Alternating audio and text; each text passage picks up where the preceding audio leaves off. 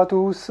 Alors aujourd'hui, après une petite absence encore, parce que là évidemment désolé pour le retard sur ce que je prévoyais, notamment sur Twilight 2000, puisque je prévois toujours de faire une partie solo.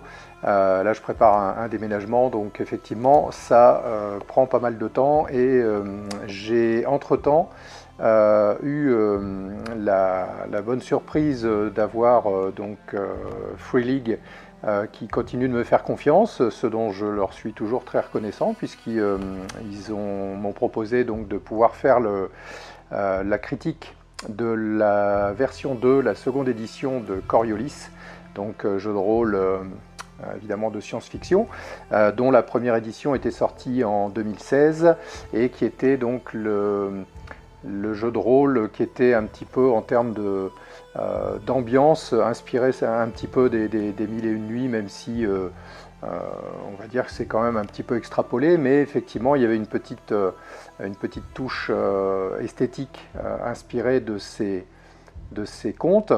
Là en l'occurrence, en seconde édition, on change quand même d'univers entre guillemets, dans le sens où on n'est pas sur une véritable seconde édition au sens propre du terme.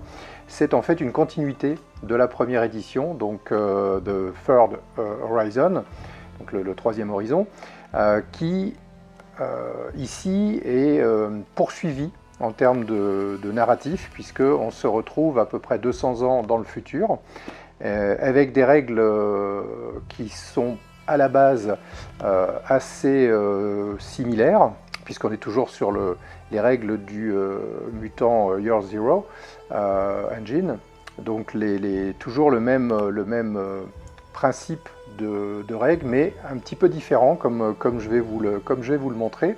Et là, les auteurs en tous les cas sont partis sur plus une ambiance, comme ils le décrivent eux-mêmes en fait, qui s'échelonnerait au niveau des séries, entre The Terror et Deadwood, donc, mais transposé dans le futur, donc en plus de séries que j'adore.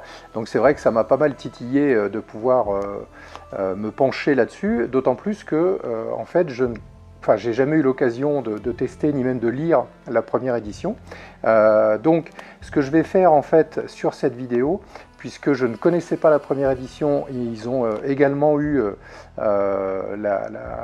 la grande gentillesse finalement de m'envoyer tout ce qui s'est fait en première édition en format PDF, parce qu'évidemment tout ce qui est en format physique a priori n'est plus disponible. Donc je ne pourrai pas vous le présenter physiquement ici, mais j'ai bien l'intention de faire une comparaison entre les deux éditions, donc, que je vais faire dans un second temps sur cette vidéo. Donc dans un premier temps, je vais vous présenter le livre de règles, qui est un beau pavé de plus de 300 pages, même s'il est un petit peu plus court que le premier, qui faisait dans les 370 pages, quelque chose comme ça de mémoire. Mais c'est vrai que voilà, on peut dire que c'est un beau bébé.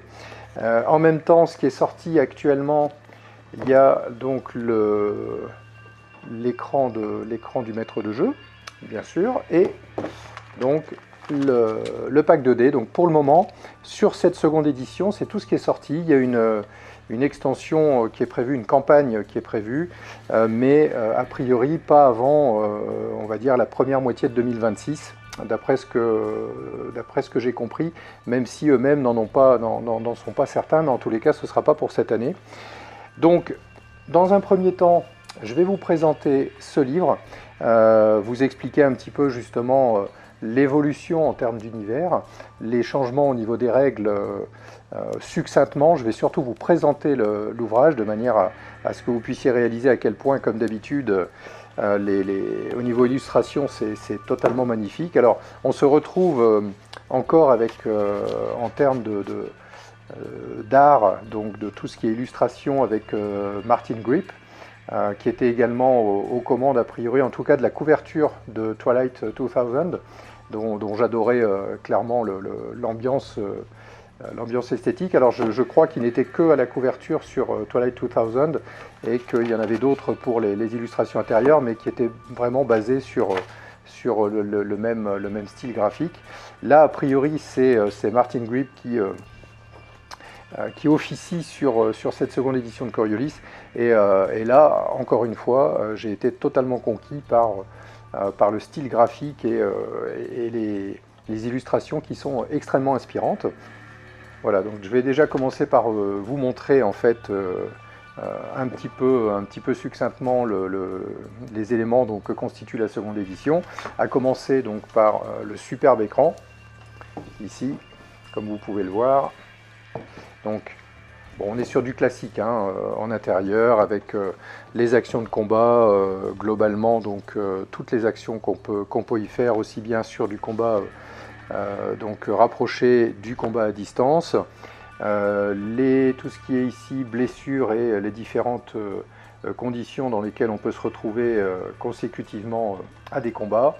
Et ici, donc, cette nouvelle règle, quelque part, qui est introduite par la deuxième édition, qui s'appelle le delving, donc la procédure des delves, donc qu'on pourrait traduire par un plongeon dans des ruines, des fouilles. C'est plus une image, j'allais dire, même si c'est tout à fait ça, évidemment, en termes de jeu, mais bon, ils ont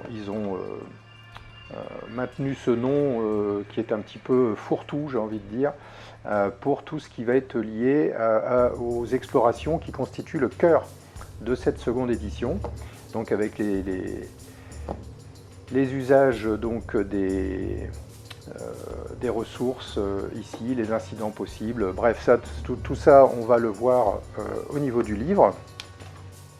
Et donc évidemment en termes d'illustration, vous voyez, on est là encore dans quelque chose de sublime, je trouve. En tous les cas, personnellement, j'adore ce style graphique.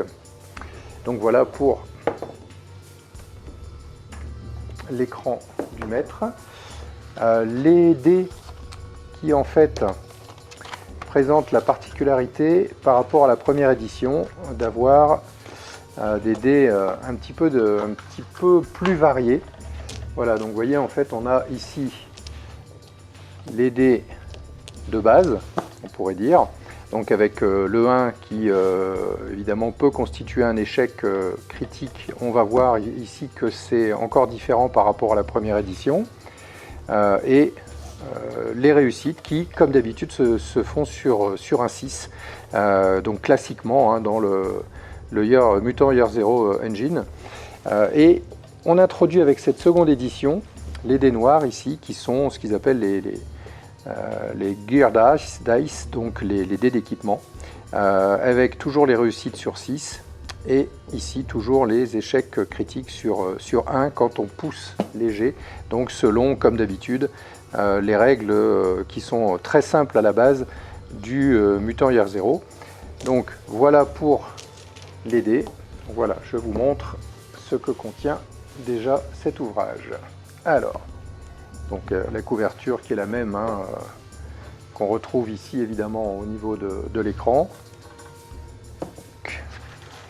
Alors on a ici une carte toujours hein, des différentes zones principales qu'on va pouvoir explorer dans ce qu'ils appellent maintenant non plus le troisième horizon, mais l'horizon perdu, The Lost Horizon, donc qui effectivement est une nouvelle zone qui n'était pas du tout explorée sur la version précédente. Donc on a toujours le style graphique évidemment que personnellement j'aime beaucoup, la patte graphique des présentations, donc le sommaire classique évidemment. Et là, vous voyez toujours, en fait, voilà. Bon, je ne le répéterai pas trop souvent, de toute façon, j'adore toutes les illustrations, mais j'aime beaucoup un petit peu ce qu'on voyait également dans Twilight 2000. Les illustrations, en fait, sont toujours un petit peu... On n'est pas sur quelque chose de net, c'est toujours un petit peu de la suggestion, il y a des contours toujours un petit peu flous, un petit peu suggérés, et voilà, je trouve que ça excite bien l'imagination, en tous les cas. Donc, bon, on démarre comme d'habitude évidemment par une introduction. Là, on est sur le classique par rapport à des joueurs qui découvriraient éventuellement les jeux de rôle. Donc, comment utiliser ce livre avec les différents chapitres. Là, toujours pareil, hein, on est sur l'explication des outils avec les cartes, les pions éventuellement si on s'en crée, parce que évidemment là pour le moment en tout cas il n'y en a pas. Et là on a tout de suite l'explication en fait du nouveau synopsis de ces nouvelles règles.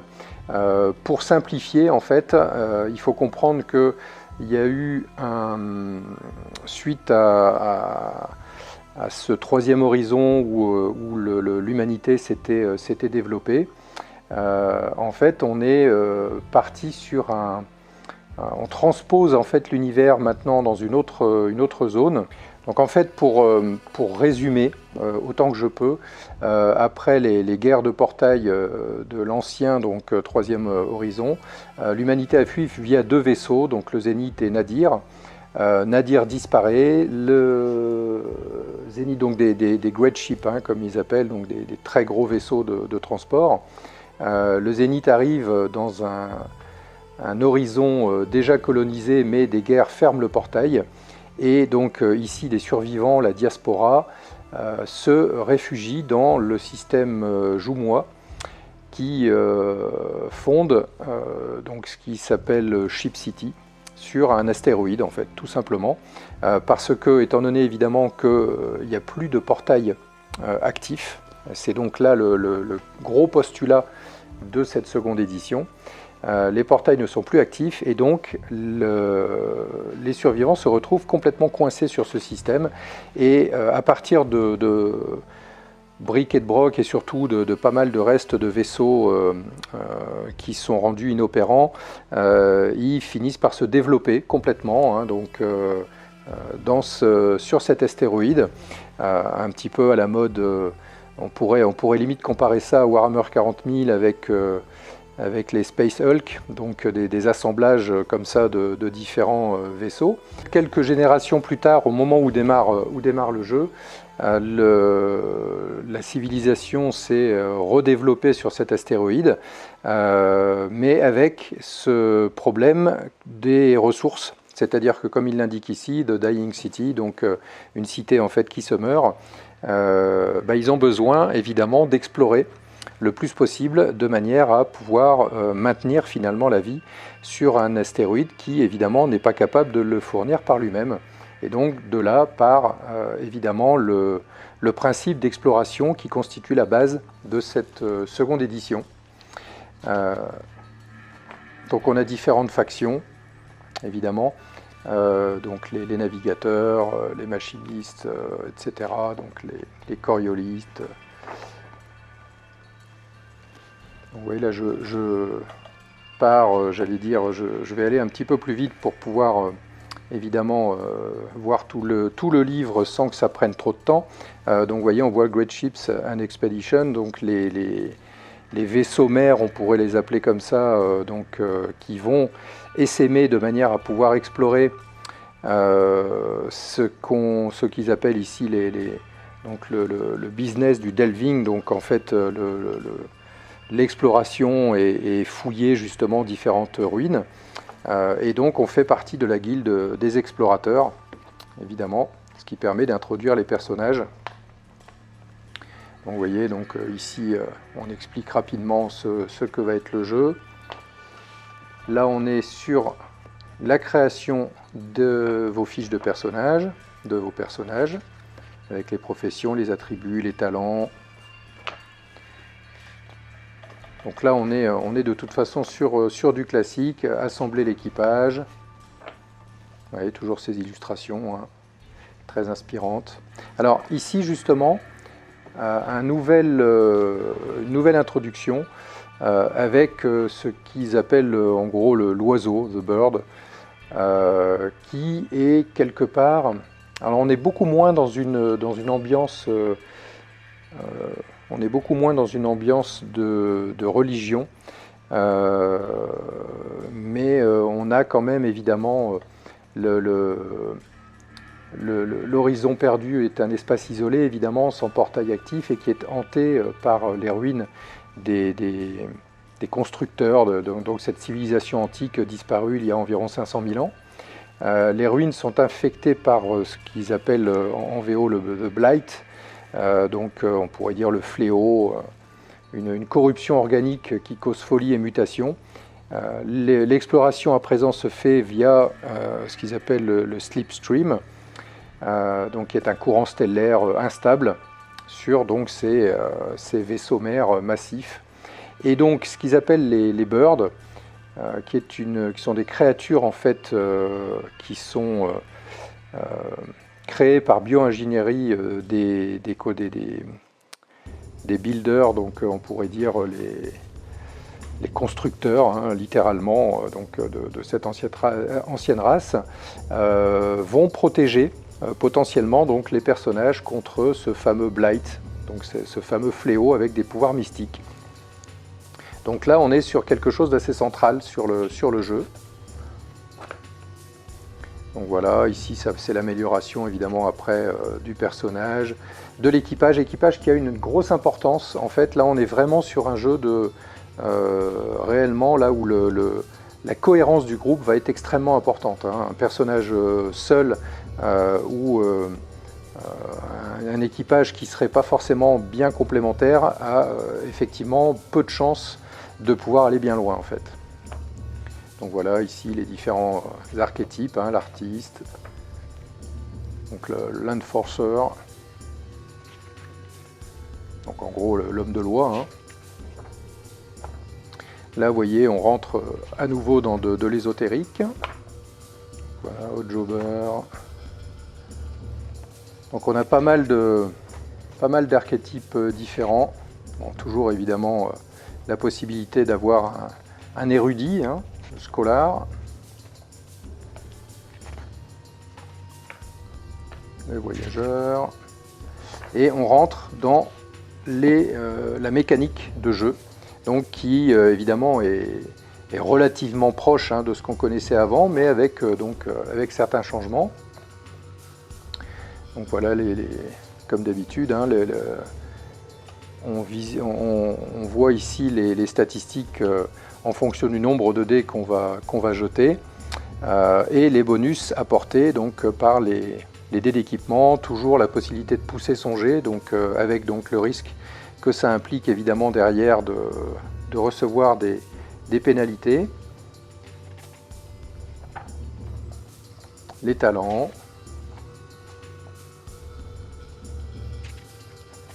Bien détaillé ici.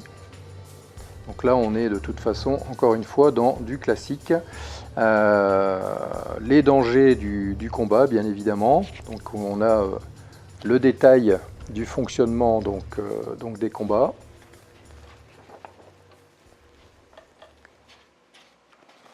Voilà. Combat à distance ici.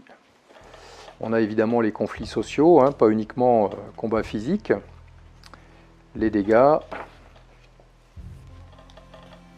et puis évidemment la récupération possible hein, avec la médecine, etc., les dégâts critiques. Alors il faut savoir que dans cette version 2, elle est, je trouve en tous les cas, après avoir bien consulté la première édition, je trouve qu'elle est nettement plus violente en termes de combat par rapport à la première édition et il va vraiment falloir gérer les combats le mieux possible et le plus prudemment possible parce que potentiellement en 4 ou 5 rounds de combat on peut se retrouver très rapidement avec des morts de part et d'autre. Donc plus punitif je trouve en tout cas que la première édition. Les autres dangers évidemment, donc vous voyez les manifestations ici du Blight, donc qui va vraiment être centrale hein, au niveau du jeu.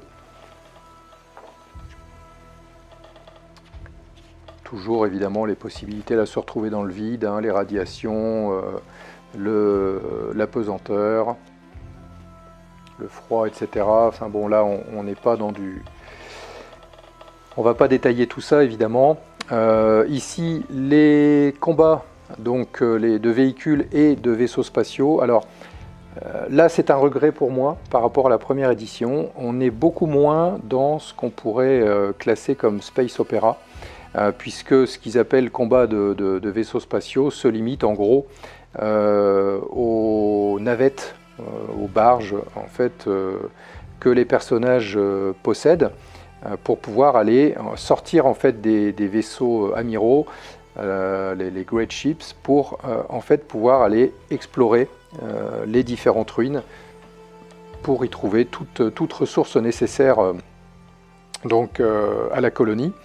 Et on n'a pas du tout là cet aspect combat de vaisseaux, y compris des vaisseaux de grande taille qu'on pouvait avoir dans la première édition, donc qui pour moi finalement, j'allais dire, peut rester totalement fonctionnel selon ce que les joueurs cherchent à avoir. C'est-à-dire que dans la version 2, à part évidemment faire une adaptation, l'aspect Space Opera disparaît quand même nettement plus.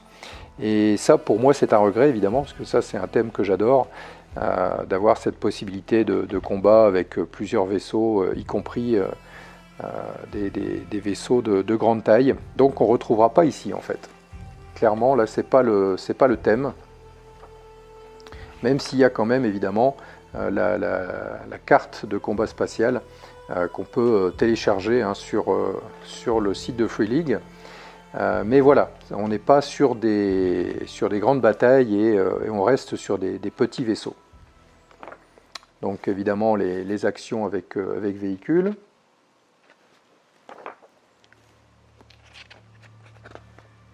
Alors, on peut évidemment avoir des poursuites. Hein. Donc voilà, les oiseaux, ici le chapitre 5 qui est consacré aux oiseaux avec leurs pouvoirs. Évidemment avec donc l'histoire de cet oiseau qui est le Garuda, qu'on va longuement détailler parce que, évidemment, hein, on est toujours dans ce qui est vraiment une des pièces les plus importantes de cette seconde édition, donc avec les différents pouvoirs qu'il peut apporter aux joueurs. Il y en a pas mal. Hein. Vous voyez. Ensuite, on a le chapitre 6 sur l'équipement et les véhicules. Bon, voilà, c'est sublime, j'adore. Voilà, les guildes, les médecines, les médicaments, évidemment la nourriture, les boissons, les livres donc, qui permettent d'augmenter différentes connaissances, la monnaie, donc l'encombrement des personnages, et évidemment les différentes armes et armures. Alors ça j'ai toujours adoré, hein, c'est pour moi, ça me refait toujours plonger dans le tout premier jeu de rôle que j'avais joué, donc qui était Tunnel et Troll, où on avait comme ça pas mal d'illustrations. Ça je m'en lasse pas, j'adore avoir la possibilité de se représenter comme ça visuellement les différentes armes, surtout futuristes, auxquelles les joueurs peuvent avoir accès. Donc pas mal d'imagination là-dedans aussi. Ça pareil, les différents équipements, les armures, les scaphandres, que en termes de look, je trouve franchement également sublime. Bon, évidemment, les différents tableaux, hein, là on revient dans le classique. Ça, on va pas non plus s'y attarder. Ouais, pas mal de tableaux à cet endroit-là. Et donc, on a les véhicules donc, terrestres. Vous voyez, avec le rhino, par exemple, ici, le crocodile. Et on a même des véhicules terrestres, mais en antigravité. Avec de la même manière, hein, tous les tableaux qui détaillent tout ça.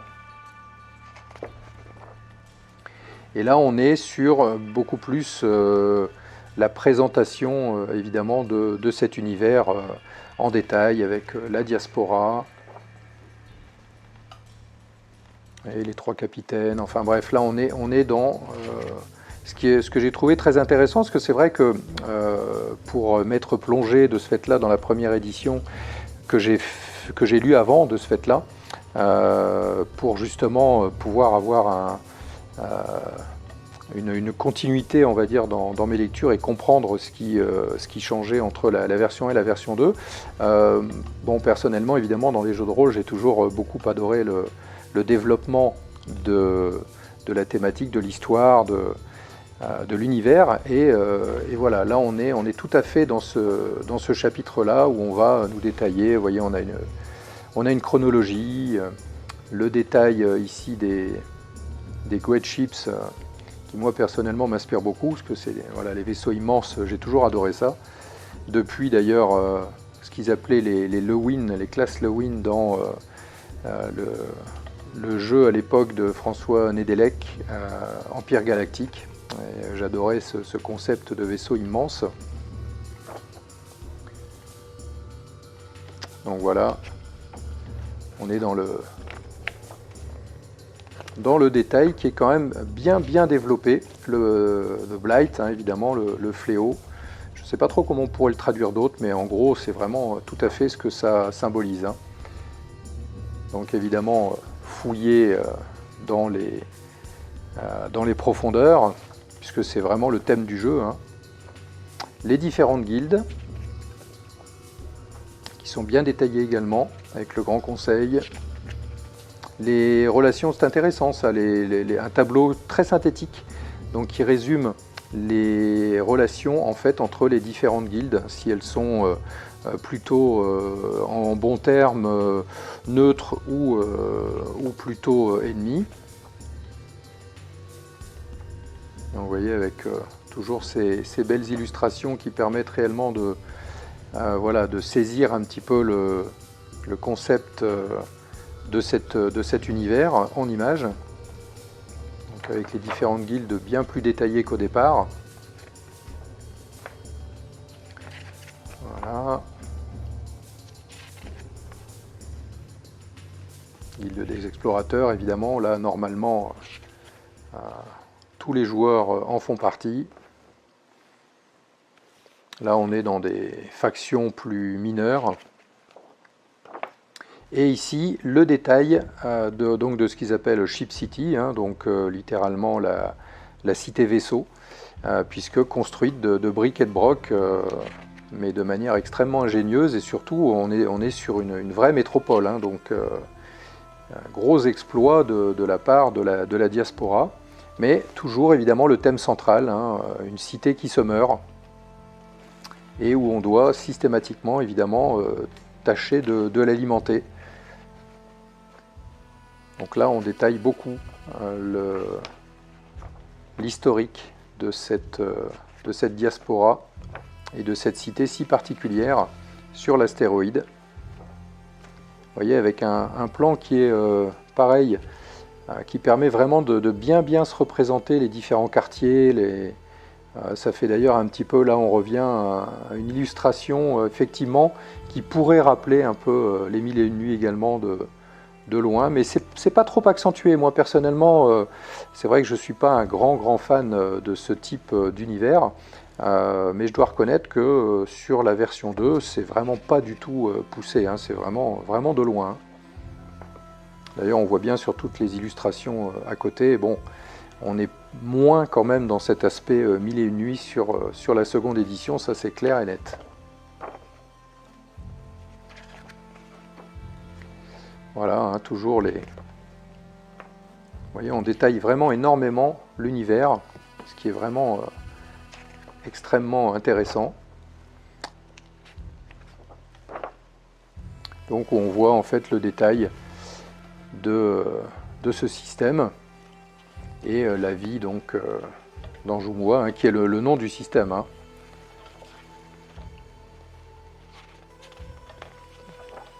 Voilà.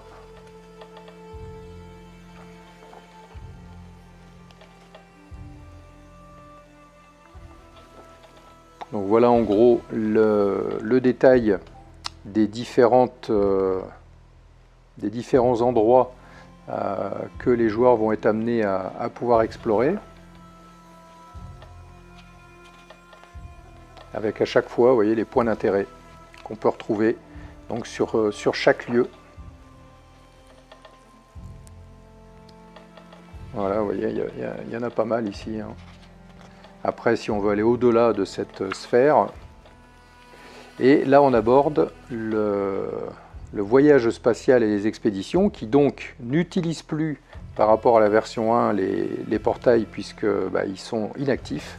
Donc il va falloir naviguer à travers donc, ce flux appelé en VO donc le slipstream, pour surtout correctement, de manière à éviter les différentes fluctuations gravitationnelles qui sont associées évidemment au corps planétaire, aux objets stellaires, évidemment les étoiles, etc. Et donc le voyage spatial évidemment est beaucoup plus dangereux, et le vide spatial soumet également les joueurs à des dangers en eux-mêmes. Trouver des nouvelles routes, vous voyez ici. Donc ces fameux énormes vaisseaux, les Great Ships, qui stimulent beaucoup l'imagination. Donc vous voyez, on a en fait là le détail de l'un de ces vaisseaux amiraux. Donc vous voyez ici qui sont totalement monstrueux quand on les rapporte évidemment avec des vaisseaux classiques.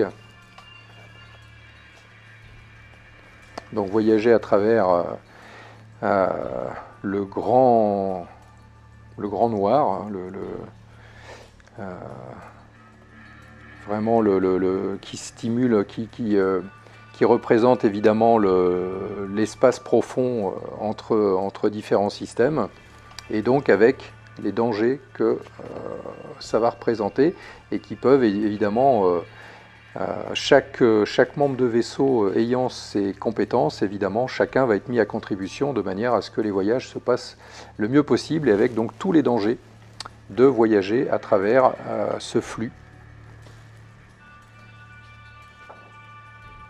Et donc on a ici voilà, les navettes, les shuttles, donc, qui sont là par rapport à cette version précédente, en gros les vaisseaux des joueurs, qui sont évidemment cette fois-ci des petits vaisseaux, hein.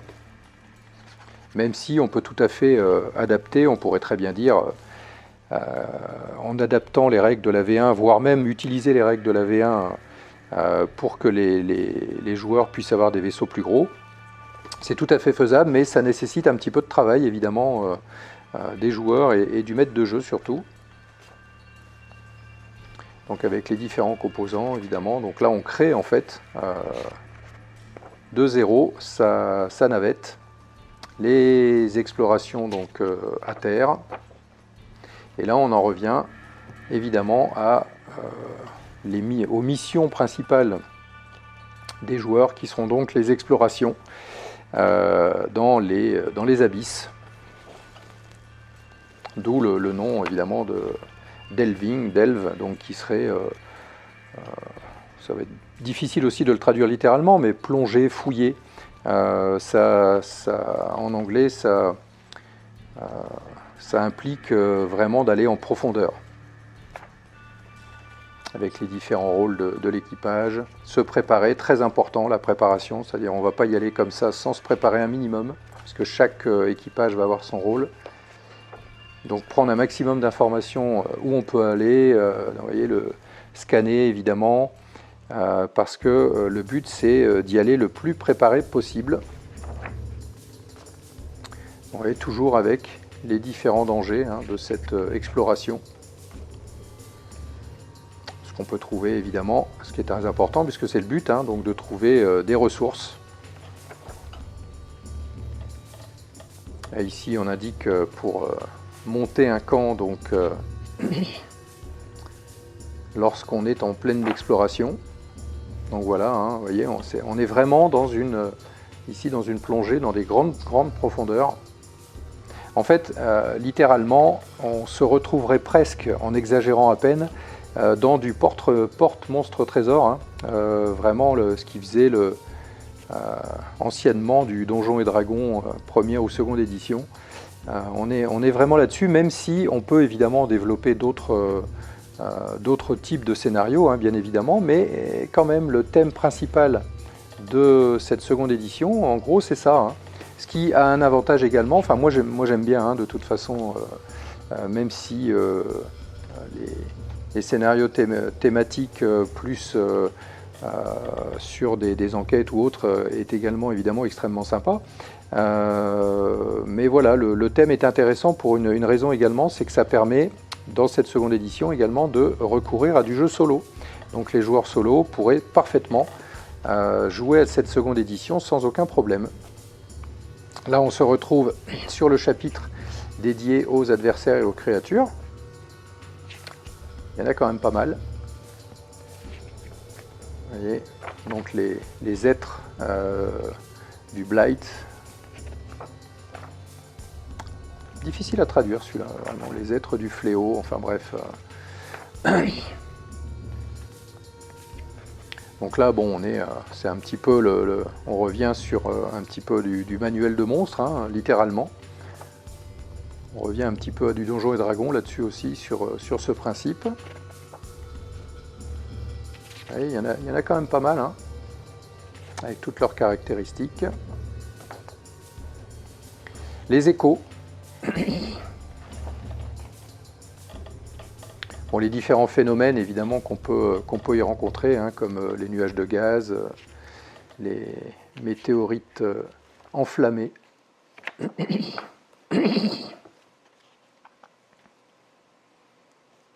Donc avec ici un bon résumé également des adversaires avec leurs caractéristiques.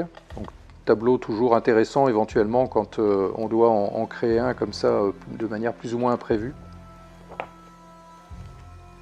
Là on est sur le chapitre dédié spécifiquement au maître de jeu, donc pour évidemment mener les parties. Donc où on explique bien évidemment que le thème principal ça reste l'exploration dans cette seconde édition. Les mystères. Donc les intrigues, vous voyez, on en revient ici au travail d'équipe, comme je vous disais au départ, là, qui est vraiment vital dans cette seconde édition. On dirait qu'elle l'était quand même aussi sur la première, il y avait vraiment une complémentarité également. Bon là, évidemment, on est sur des explications plutôt sur des maîtres de jeu débutants, hein, sur cette page-là. Donc impliquer donc, dans les aventures, impliquer les différents explorateurs. Pouvoir avoir la possibilité de faire des campagnes, de créer des personnages non joueurs mémorables, enfin tout ça c'est évidemment du classique. On explique ici dans ce chapitre comment créer donc les delves d'ailleurs. Là aussi difficile à traduire, ça j'avoue, je ne sais pas du tout lorsqu'ils seront traduits, je ne sais même pas d'ailleurs si c'est pour le moment en projet. Je serais curieux de savoir comment ils vont traduire ça, c'est pas évident. Donc vous voyez là on est vraiment dans les explications qu'on peut avoir. Donc là c'est intéressant évidemment, hein, à ne pas lire évidemment par les joueurs, puisque c'est les secrets de ces fameux constructeurs, hein, cette race disparue. Les différents artefacts qu'on pourrait y trouver également.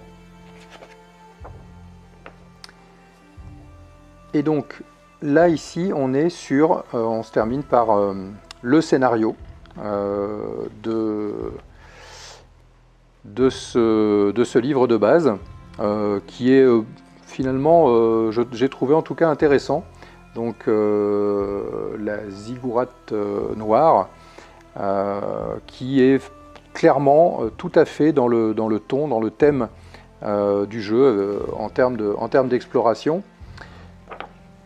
Donc en tous les cas, c'est un scénario, bon, j'allais dire, sur lequel il n'y a pas vraiment de surprise, mais que j'ai trouvé personnellement intéressant, parce que c'est vrai que ça met tout à fait dans le thème les joueurs. Le scénario se joue relativement rapidement, j'aurais tendance à estimer, selon évidemment le temps parce que ça va dépendre des joueurs, hein, mais je dirais qu'en 3 à 4 séances, moi c'est vrai qu'on est toujours un petit peu lent dans nos approches, mais peut-être que pour des joueurs qui auraient tendance à foncer en 1 ou 2 séances, ça pourrait être fait. Personnellement, j'estime ça à 3-4 séances, donc vous voyez avec le plan complet de la ziggourate et les ennemis qu'on va y rencontrer. les différents dangers. Donc là je passe également évidemment rapidement, parce que là ça va être plus destiné au maître de jeu, avec donc la fin, la possibilité évidemment, le but étant de s'échapper au final de la ziggourate et la conclusion qui suit, avec les aides de jeu évidemment de ce scénario. Donc voilà, briefing de mission, les plans que les joueurs vont pouvoir éventuellement scanner. Et là, on arrive au niveau de l'appendice, justement, à ces fameuses règles solo, donc qui permettent de jouer justement à cette seconde édition en solo. Donc ça, c'est justement le côté intéressant par rapport à la première, c'est que les mécanismes de jeu permettent justement ici de jouer en solo. Voilà.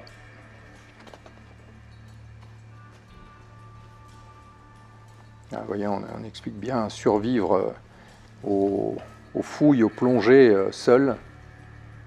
Donc tout est bien expliqué à ce niveau-là. Son compagnon, évidemment, l'oiseau compagnon. Donc vous voyez, il y a quand même les règles solo sont là très fouillées, beaucoup plus que dans Twilight 2000, donc, que j'avais critiqué précédemment, évidemment, parce que là, il y a quand même, on est quand même sur quelque chose de, comment dire, il y a beaucoup plus de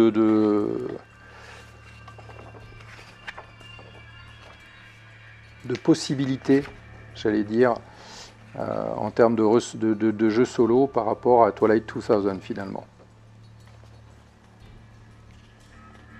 Donc, vous voyez, avec évidemment toujours, un petit peu d'ailleurs comme dans Twilight également, la fameuse table de divination qui permet de pouvoir finalement jouer des personnages non joueurs tout en gardant la surprise de leur réaction. Donc en jouant sur cette table de divination qui permet de garder un aspect de surprise pour les joueurs solo.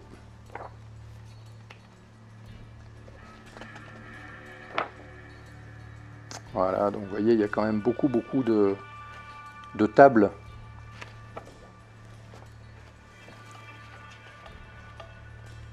Donc là, on est évidemment au-delà pour la continuation, j'allais dire, pour les différentes créations autres en attendant les sorties donc, des campagnes ou des scénarios par l'éditeur.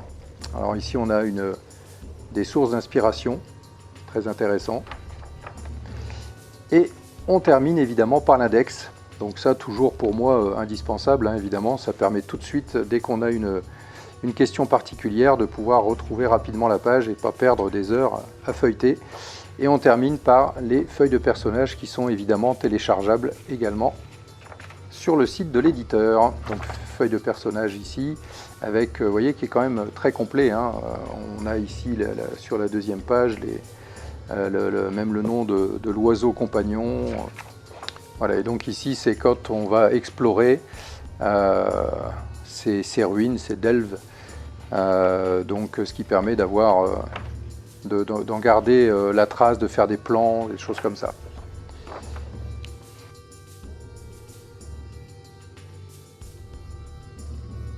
Alors, abordons dans un premier temps les mécaniques de base au niveau de ces différences. Dans la première édition, les jets se font avec un pool de D6 basé sur attributs, plus compétences, plus modificateurs. Le succès se fait évidemment sur un 6+, comme d'habitude dans ce système. Pousser un jet va accorder des points de ténèbres potentiellement si les jets sont ratés, donc avec un 1. Donc les points de ténèbres qui sont accordés au maître de jeu qui peut les utiliser pour compliquer la vie des joueurs. Le système suit des thèmes de mysticisme avec des prières aux icônes pour les bonus et une gestion de la corruption via les ténèbres en fait entre les étoiles. Dans la seconde édition, on est toujours sur un pool de D6 qui est similaire, donc attributs, plus talent, plus équipement. Le succès est toujours sur un 6, cependant, pousser un G, là cette fois, cause du désespoir aux joueurs au lieu de points pour le maître de jeu. Donc ce qui réduit leur espoir et peut mener à des effets négatifs mentaux. L'introduction de dés d'équipement sur un 1 en fait sur ces dés va lui dégrader l'équipement, le rendant moins efficace ou inutilisable, un petit peu justement ce qu'on a retrouvé dans le Twilight 2000.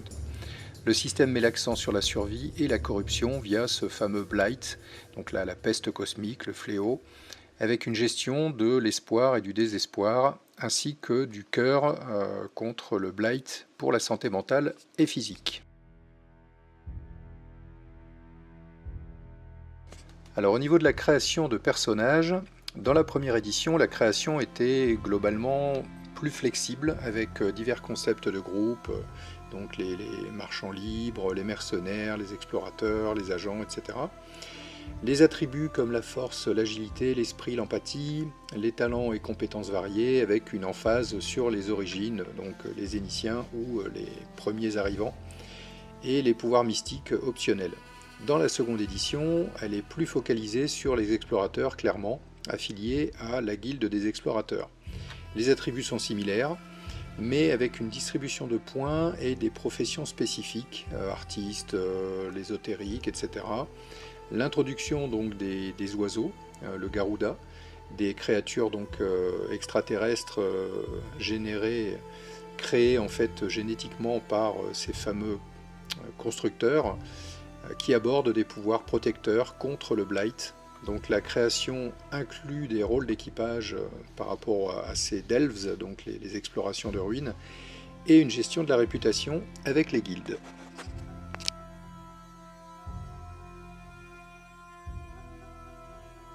Alors du côté des combats et des différents dangers, dans la première édition, le combat se faisait en round avec l'initiative, les zones optionnelles, les dommages réduisaient les points de vie et les points d'esprit également. Les armes avaient des critiques et il y a une gestion de la radiation ou des effets mystiques. Dans la seconde édition, les combats sont similaires avec round, initiative, mais avec des manœuvres d'équipage donc qui sont uniques par rôle. Les dommages affectent la santé également, l'espoir et le cœur. Donc atteindre le seuil de cœur déclenche des manifestations du Blight qui peuvent même potentiellement effacer le personnage de la mémoire des autres. Les créatures ont une statistique de férocité pour des actions multiples qui sont inspirées là de Alien ou Dragonbane, et des nouveaux dangers comme toujours ce fameux Blight qui corrompt organiquement et mentalement.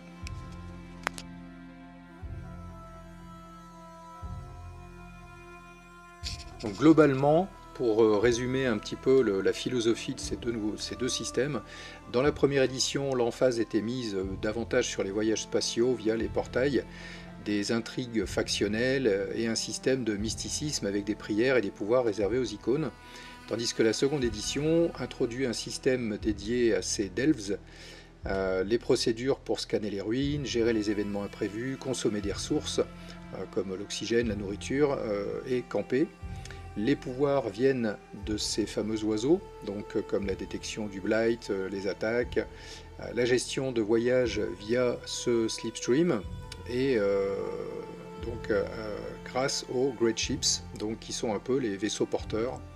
Les règles sont plus simplifiées peut-être, avec une influence de jeu un petit peu comme Forbidden Lands, pour la gestion des ressources et de la stratégie, avec moins de mysticisme religieux et plus d'horreur cosmique et de survie. Donc en résumé, la seconde édition raffine encore un petit peu ce fameux Year Zero Engine pour un ton plus sombre et davantage axé sur l'exploration en remplaçant certains éléments mystiques par des mécaniques de survie et de corruption. Donc elle est plus structurée pour des campagnes d'exploration, tandis que la première serait davantage sur un modèle de bac à sable et ouverte aux différentes intrigues spatiales.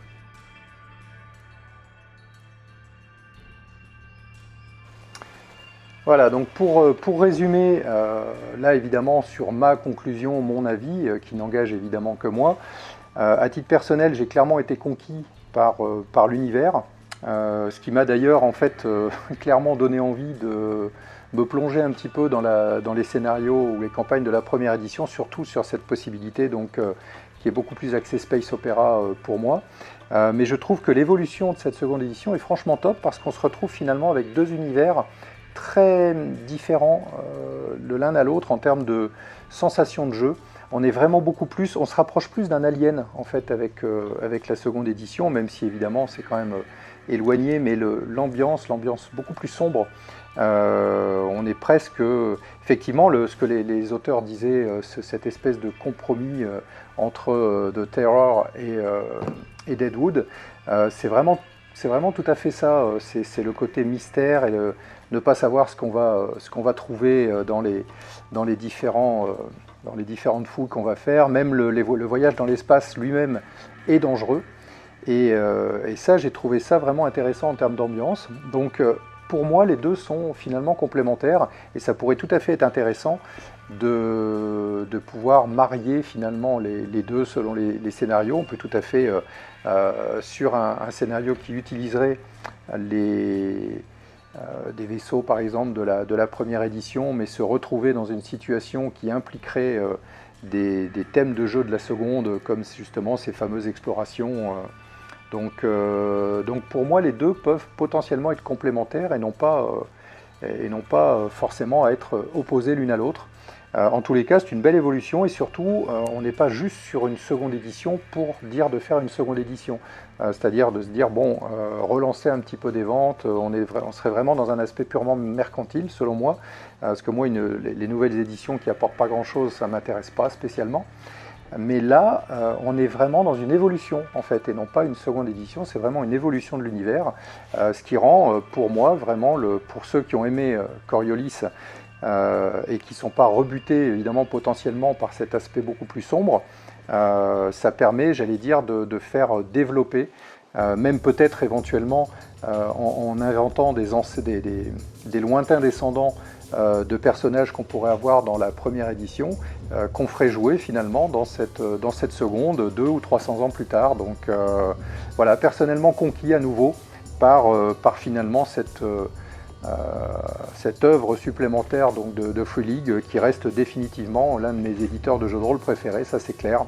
Donc voilà, je vous retrouve dès que possible en fait, si je peux la faire rapidement, toujours sur cette petite session de jeu solo sur Twilight 2000 que j'avais prévu et que je compte bien faire dès que le temps me le permet. Voilà, merci encore et à bientôt.